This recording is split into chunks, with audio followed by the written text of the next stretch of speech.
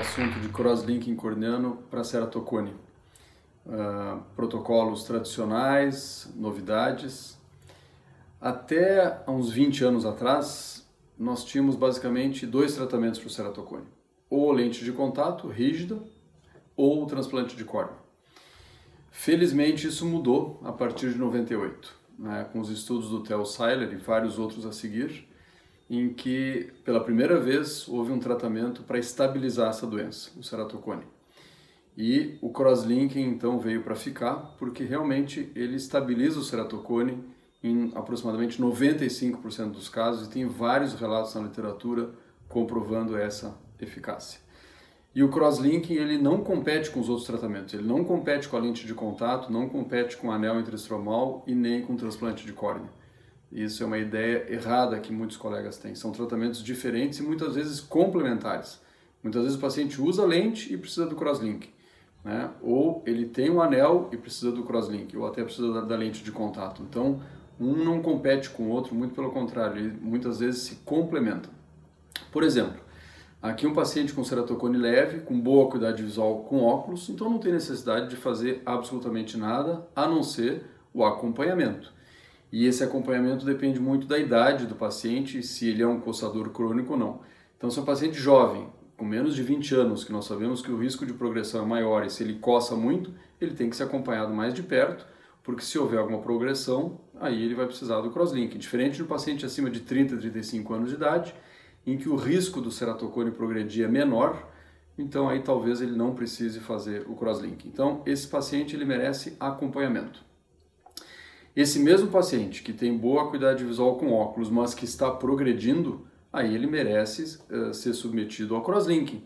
Por quê? Porque nós queremos tentar manter a boa acuidade visual com óculos sem necessidade de lançar mão de outros tratamentos, lente, anel ou transplante de córnea. O que é progressão? Aí realmente já entra a primeira controvérsia.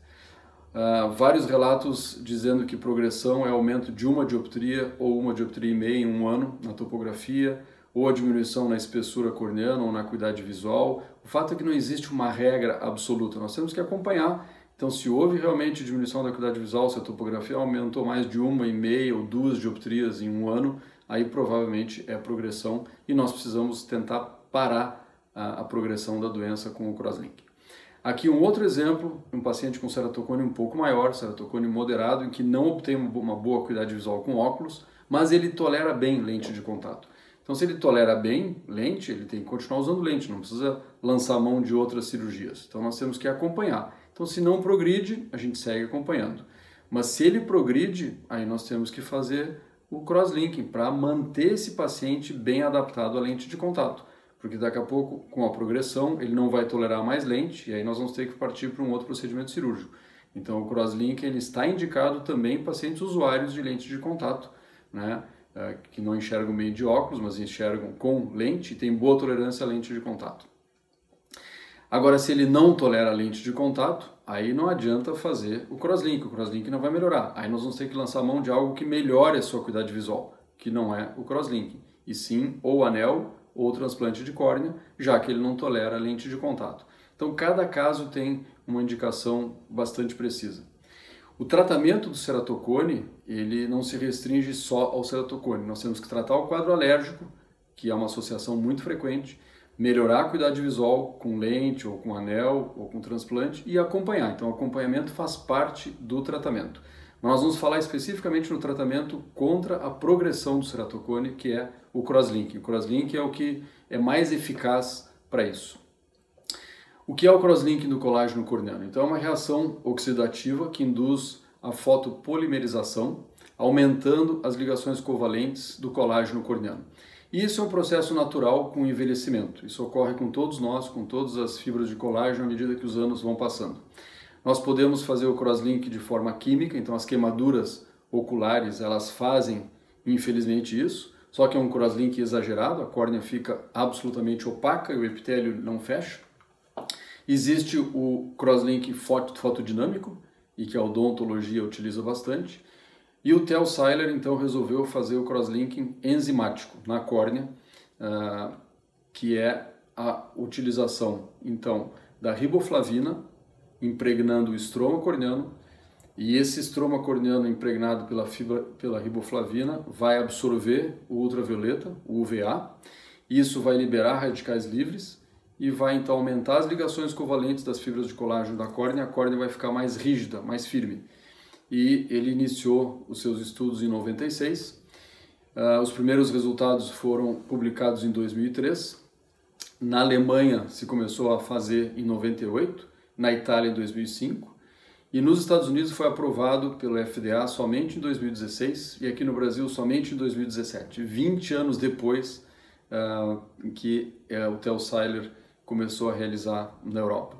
E é um tratamento que realmente funciona muito bem para estabilizar e diminuir o risco de progressão. E vários relatos na literatura demonstram que realmente reduz o índice de progressão, em 95% aproximadamente, se consegue estabilizar o ceratocone, e em metade dos pacientes até diminui um pouco a curvatura corneana. Ele não só estabiliza, como melhora um pouco a topografia, aplana um pouco. Uma redução média de 2 a 2,5 dioptrias. Então, o que o crosslinking faz, resumindo, é compactar as fibras de colágeno, como vocês veem nesse slide à direita, existe uma compactação grande, e isso deixa a córnea menos elástica, mais resistente à deformação. E aí o ceratocone para de progredir. Como é que se comprova isso? Dá para se comprovar experimentalmente, mas no nosso caso nós vemos clinicamente a comprovação. Na lâmpada de fenda nós observamos aquele haze no terço anterior da córnea, na metade anterior da córnea. No OCT de segmento anterior nós vemos a linha de demarcação, em que é considerada por alguns a linha em que define até onde foi feito o crosslink, né? Mas o que mais nós utilizamos são exames que medem realmente se o ceratocone está progredindo ou não, e a topografia e a tomografia são os mais utilizados, então nós acompanhamos a topografia, a paquimetria, a acuidade visual desse paciente, e nós podemos fazer estudos também da biomecânica da córnea com ORA ou com Corvis, que demonstram também a maior rigidez nesses pacientes. Mas no dia a dia nós lançamos mão da tomografia corneana, que acaba tendo uma sensibilidade muito boa. O ultravioleta sendo absorvido, ele pode lesar outras estruturas. Nós queremos que a absorção seja só no estroma corneano, mas se ele atingir o endotélio, se ele atingir o cristalino ou a mácula, nós podemos ter efeitos colaterais, de catarata, maculopatia, endoteliopatias. Então, o foco tem que ser extremamente preciso, a penetração tem que ser no estroma anterior corneano.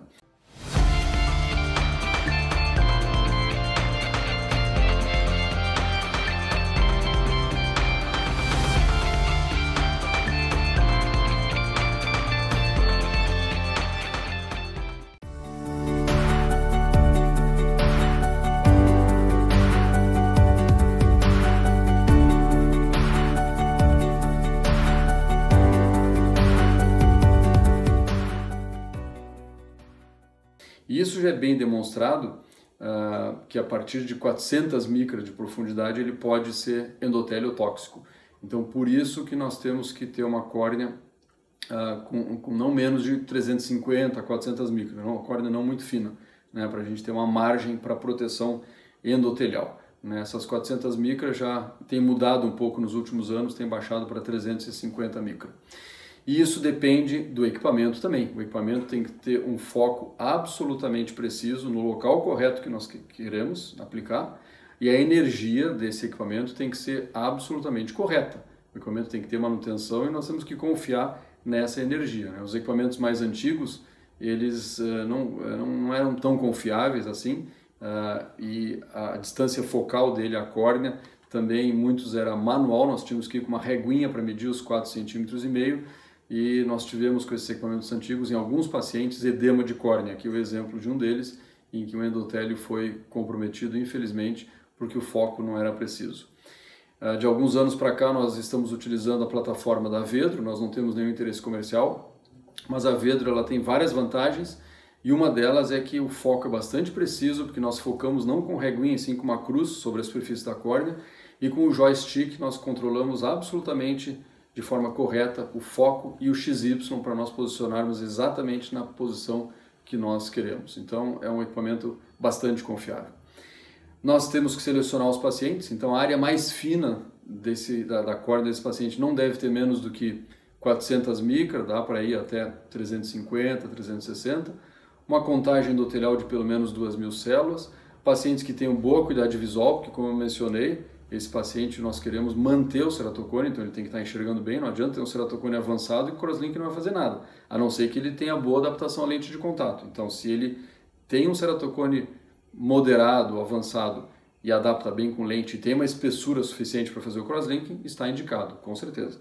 E o paciente tem que entender que é um procedimento para estabilizar a sua doença, não é refrativo, não vai melhorar a acuidade visual. Como eu mencionei no início, em metade dos pacientes existe um certo aplanamento dessas córneas, então em muitos casos tem ganho de acuidade visual. Mas o objetivo principal é manter a acuidade visual. O que significa ceratocone com boa acuidade visual 20/20? O problema é que essa cirurgia também tem as suas complicações. Então você vai fazer um procedimento num paciente que tem 20/20 de acuidade visual e tem risco de perder 2 ou mais linhas. Vocês observam que relatado na literatura que pode ter até 17% de perda de 2 ou mais linhas de acuidade visual. Então o paciente tem 20/20 vai perder 2 linhas, tem que pesar muito bem até que ponto vale a pena fazer paciente com 20/20. Eu prefiro fazer quando o paciente já está com 20/30, 20/40, para tentar manter nessa faixa, né? Dificilmente eu faço paciente que tem acuidade visual de 20/20 ou 20/25. Acho que não vale a pena. Existem 2 protocolos de aplicação do crosslink. Tem o tradicional, descrito pelo Theo Seiler, em que se desepiteliza a córnea, se instila riboflavina 0,1% de 5 em 5 minutos, por 30 minutos, para ela então embeber o estroma corneano, e depois se irradia essa córnea com 3 mW por centímetros quadrados de UVA, né, por 30 minutos. Então é uma irradiação com uma baixa energia, 3.0. Existem os protocolos acelerados, em que se desepiteliza a córnea também, se aplica a riboflavina por 10 a 15 minutos. E a irradiação do UVA, tem vários protocolos, esses 3 são os principais. Um deles é 9 mW contínuo por 10 minutos. O outro é 30 mW, então uma energia maior, e aí se reduz o tempo de aplicação, 4 minutos, de forma contínua. Ou de forma pulsátil, ou seja, 1 segundo on, 1 segundo off. Então, 1 segundo ligado o UVA, 1 segundo desligado, então aí aumenta para 8 minutos o tempo total de aplicação. No momento que o UVA está desligado, nesse segundo que ele fica desligado, teoricamente existe liberação de O2. E o O2 é necessário estar presente no estroma corneano para que haja o crosslink. Então, aumenta a eficácia do crosslink se nós fizermos esse módulo pulsátil. Eu, particularmente, gosto do módulo pulsátil, porque eu acho que se a gente pode acrescentar efetividade no modo acelerado, acho que vale a pena. Os resultados eles têm sido relatados como semelhantes na literatura. Existe um certo questionamento até que ponto o acelerado funciona tão bem quanto o tradicional, mas os resultados mostram que são bastante semelhantes, até porque a energia liberada na córnea é a mesma, ou seja, ou você joga uma energia de 3 mW por 30 minutos, ou 30 por 4 minutos, vai dar 7,2 joules por centímetro quadrado na córnea. Então, a energia que é liberada efetivamente no estroma corneano, teoricamente, é para ser a mesma. Será que funciona tão bem quanto? Os relatos na literatura dizem que sim. Quanto maior a energia, então no protocolo acelerado a energia é maior, mais superficial a linha de demarcação. Até que ponto essa linha de demarcação ela é fiel ao efeito do crosslink ou não, não se sabe. Aqui então um exemplo, né, na lâmpada de fenda, mostrando que aquela opacidade ela é um pouco mais superficial. Aqui no OCT, mostrando que mesmo sendo protocolo acelerado, mais ou menos a metade anterior da córnea tem aquela linha de demarcação e tem a opacidade um pouco maior. E talvez a gente não precise reforçar toda a espessura corneana, ou até a superfície posterior. Talvez reforçando só o terço anterior seja suficiente para estabilizar o ceratocone, que é o que parece, é o que os relatos têm mostrado recentemente, que o protocolo acelerado parece ser tão efetivo quanto o tradicional, porque o terço anterior da córnea é o mais responsável pela biomecânica da córnea. A força biomecânica da córnea ela é maior no terço anterior, né? Vocês observam ali, o terço anterior é responsável por 60% da força biomecânica da córnea. Então, se nós reforçarmos esse terço anterior, isso talvez seja o suficiente mesmo para estabilizar o ceratocone, e é o que parece, né? A literatura toda mostra que os resultados dos protocolos acelerados têm sido semelhantes ao do tradicional. Hello, everybody. My name is Jason Nichols, and I'm the program chair for the Global Specialty Lens Symposium and our new meeting, the Global Myopia Symposium. We look forward to bringing you cutting-edge information each year, and again, we look forward to hosting you in 2021. Thanks, everybody.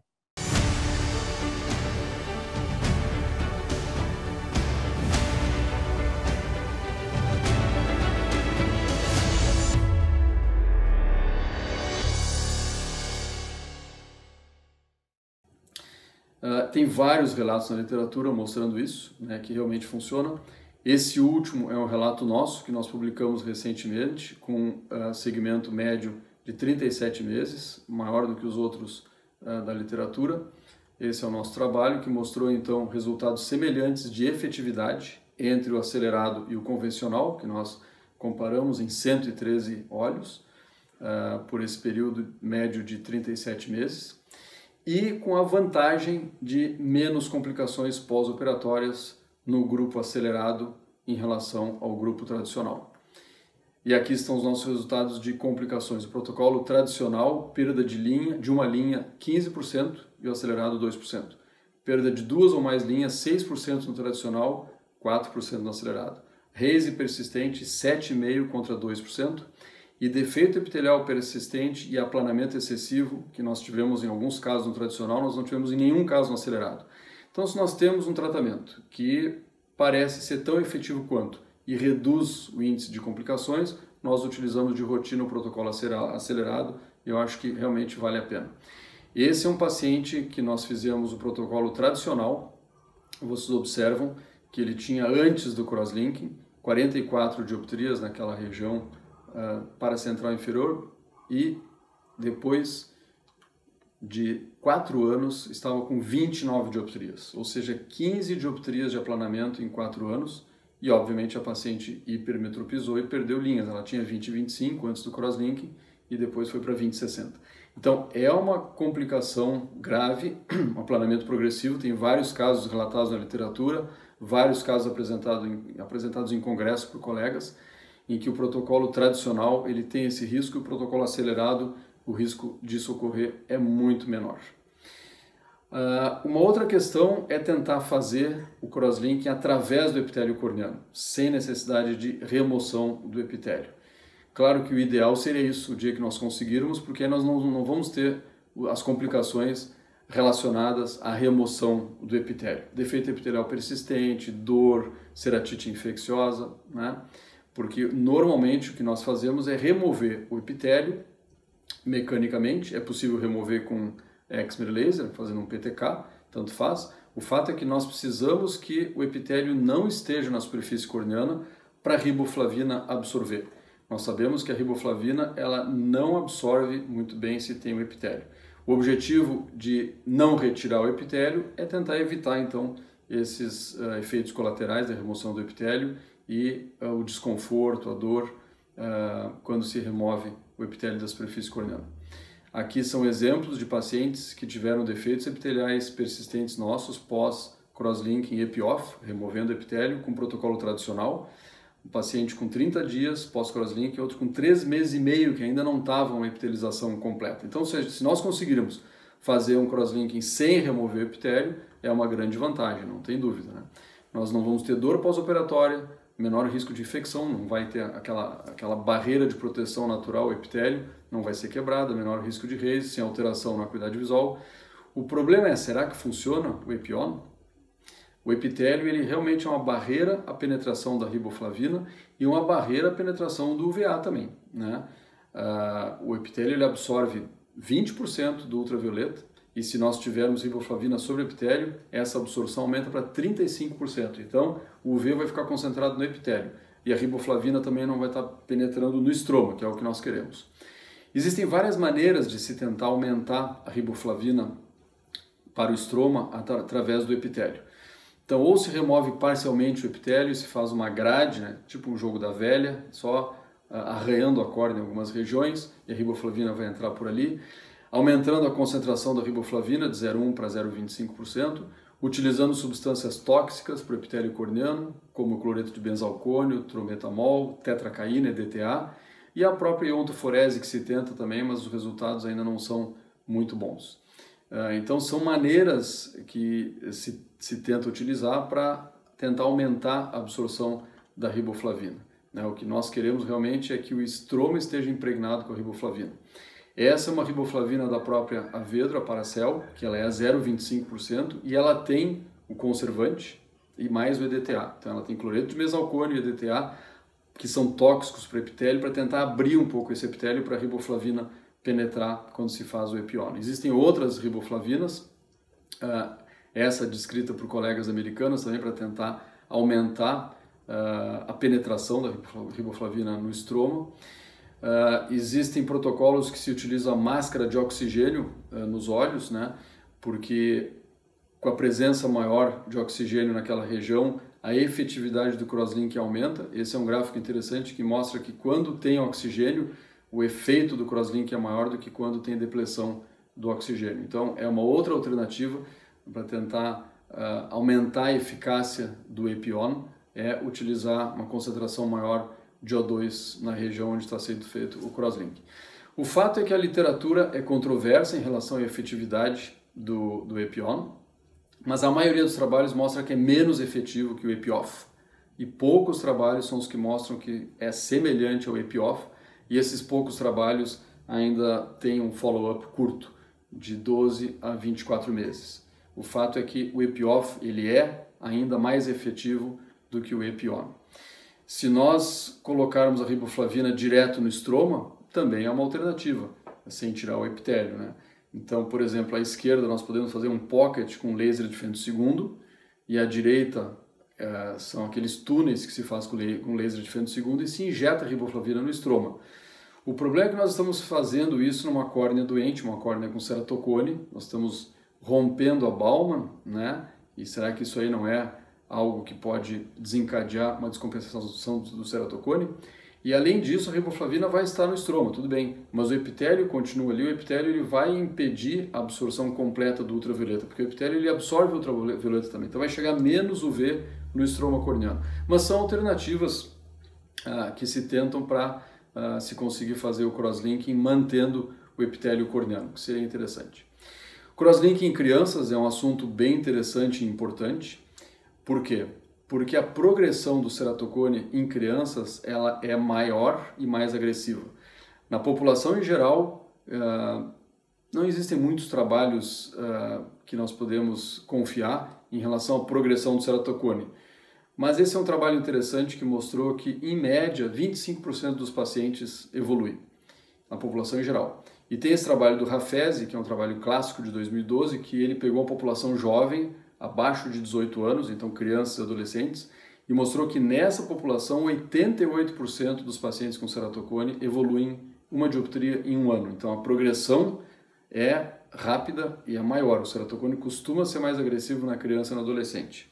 Então é importante que se faça crosslinking, claro, em crianças, né? A efetividade do crosslinking em crianças é a mesma que a do adulto? A maioria dos trabalhos mostra que sim, alguns mostram que é um pouco menos efetiva, mas é bastante segura, o índice de complicações é o mesmo, não faz muita diferença, né? Então, o ideal é fazer em todos os pacientes, já que o Hafezi mostrou que quase 90% das crianças e adolescentes evoluem. O problema são as complicações, como eu mostrei, né? Se nós temos risco de 17% de baixa de acuidade visual utilizando o crosslinking no protocolo tradicional, é um risco significativo fazer isso em todas as crianças, né? Então eu particularmente prefiro ter algum sinal de progressão da criança, né? A não ser algumas exceções que eu vou citar logo a seguir, né? Mas eu acho que nós temos que ter um pouquinho de critério de seleção.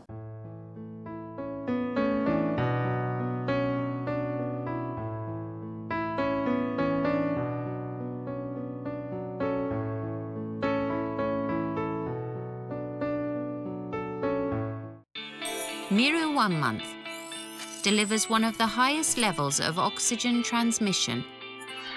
Available in sphere, toric and multifocal Miru 1 month contact lenses from Menicon.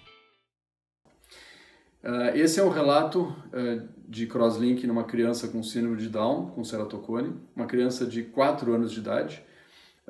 Foi a criança mais jovem que eu achei na literatura de relato de crosslink em ceratocone, com 3 anos de segmento. Nós publicamos em 2017 uma criança que nós fizemos crosslink nos 2 olhos, né, para esse ceratocone dessa criança com osteogênese imperfeita. Ela tinha 6 anos de idade na época, com 7 anos de segmento, foi o nosso follow-up na data da publicação em 2017. Hoje ela está com 10 anos de follow-up e o crosslinking segurou completamente o crosslinking nela. Então, em crianças dá para fazer, nós fazemos de rotina também, porque é bastante segura e tem uma efetividade boa também, né? Eu prefiro fazer quando tenho alguma progressão documentada, ou se não tem progressão, mas a criança coça muito, é muito alérgica, ou se não vem para os acompanhamentos de forma regular, aí eu acho que vale a pena. Mas se é uma criança que coça pouco, entende, ou adolescente, e vem para os controles frequentes, aí eu prefiro aguardar algum sinal de progressão. Para finalizar, algumas considerações sobre a associação de crosslinking a outras cirurgias. Então, uma associação muito falada é do crosslinking com o PRK, tanto no mesmo dia, simultâneo ou sequencial. Será que vale a pena? Não vale a pena? Quem primeiro propôs isso foi o Canelopus, em que ele sugeriu fazer no mesmo dia os 2 procedimentos, né? Fazer o PRK e o crosslinking, e com relatos de bons resultados. Depois veio o protocolo de Creta, pelo Quimiones, também semelhante, pouca diferença, mas também associando o crosslinking ao PRK. A questão é que quando se associam essas 2 cirurgias, o risco de complicações aumenta e a previsibilidade da correção refrativa do PRK diminui. Vocês lembram que eu mostrei aquele aplanamento enorme, progressivo, pós-crosslinking. Então, se eu associar um crosslinking, que eu não sei muito bem o quanto que vai aplanar essa córnea, metade das córneas tem algum grau de aplanamento, às vezes mais ou menos. Se eu associar isso a um PRK, então muitos desses pacientes eles podem ficar hipermétricos, então a previsibilidade é menor. E o risco de RAIS, de defeitos epiteliais persistentes e perda de linha de acuidade visual é maior quando se associa as 2 técnicas. Então eu não gosto muito de fazer simultâneo. Aqui é o exemplo aquele que eu mostrei anteriormente, um aplanamento enorme só com o crosslink tradicional. Imagina se tivesse colocado ainda um PRK aqui, quer dizer, uma imprevisibilidade muito grande. Então tem 2 formas de associar. Aquela preconizada pelo Theo Seiler, que é o que eu sigo, fazer o crosslinking primeiro, aguardar no mínimo 6 meses a 12 meses, melhor ainda se for 12 meses, para tentar observar quanto que aplanou, para depois fazer o PRK em casos selecionados. Ou o protocolo de Atenas ou Creta, nessa linha abaixo, que é fazer de forma simultânea, que eu não gosto muito, acho que a imprevisibilidade aumenta muito. Então eu prefiro primeiro fazer o crosslink, aguardar no mínimo 6 meses, se puder esperar 12 meses, melhor, para depois fazer o PRK. E na programação do laser, programar para hipocorrigir, né? Porque o PRK numa córnea com crosslink ele tende à hipercorreção. Uma outra associação é com anel. Anel mais crosslinking. Será que precisa? Será que vale a pena? Tem alguns relatos mostrando que o crosslinking aumenta o efeito do anel. Claro, em metade dos pacientes o crosslinking por si só já aplana, então vai aumentar o efeito do anel, não tem dúvida, né? E ajuda a estabilizar, porque o crosslinking realmente é comprovadamente sabido que estabiliza o ceratocone em 95% dos casos. Agora, por que não associar sempre? Eu não gosto de associar sempre porque existem os riscos de complicações. Quando você faz um anel, você não tem um defeito epitelial. Crosslinking, para funcionar, o epi-off, você vai desepitelizar aquela córnea. Aumenta o risco de RAIS, né, se nós associarmos o crosslink ao anel. Então, eu acho que não tem muito motivo de associar essas 2 técnicas. E existem relatos em que o crosslink pode diminuir a acuidade visual corrigida em até 17%. E eu estou colocando o anel para tentar melhorar a acuidade visual. Então não vejo muito sentido associar esses 2, né? De novo, a previsibilidade não vai ser a mesma porque eu estou associando 2 técnicas, eu estou aumentando o número de comparação de complicações. E além disso, a nossa impressão clínica foi que num bom número de pacientes, só o anel ajudava a estabilizar o ceratocone. Então, na nossa experiência de 636 olhos, nós separamos 172 olhos com mais de 10 anos de follow-up, só de anel, e vimos que 78% desses pacientes continuavam estáveis. Então, por que eu vou associar um crosslinking se eles já estão estáveis? A pergunta é, será que esses ceratocones, quando nós fizemos o anel, ainda estavam progredindo ou eles já estavam estáveis e aí nós indicamos o anel? Porque o anel é indicado não para estabilizar o ceratocone, para melhorar a acuidade visual. É um paciente que não enxerga bem de óculos, não tolera lente, e nós queremos melhorar a acuidade visual com o anel, não é para estabilizar. Então, muitos desses olhos provavelmente já estavam estáveis. Então, eu não sei, né, se realmente o anel ajudou a estabilizar ou não.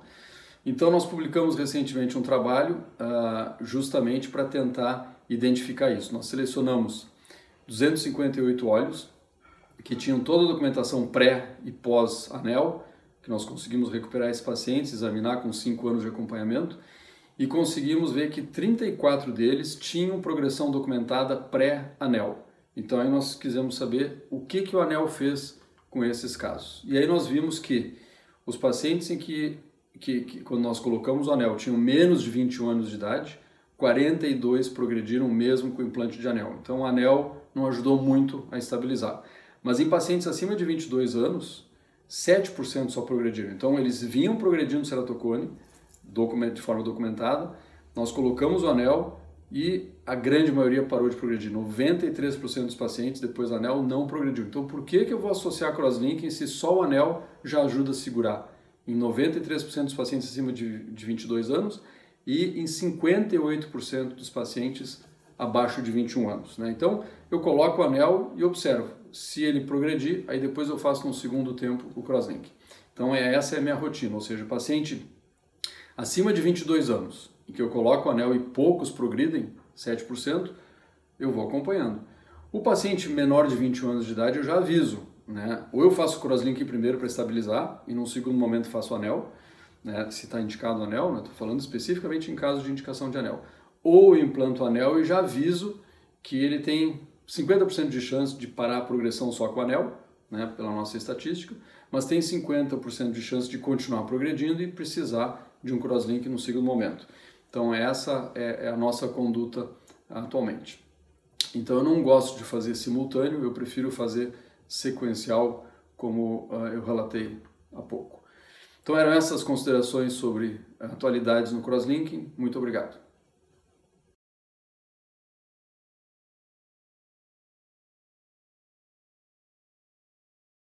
La aparición de las lentes blandas tóricas moldeadas suministra posición de las 9 en punto, y si le pedimos al paciente que mira y luego girar el haz de la lámpara para alinearlo con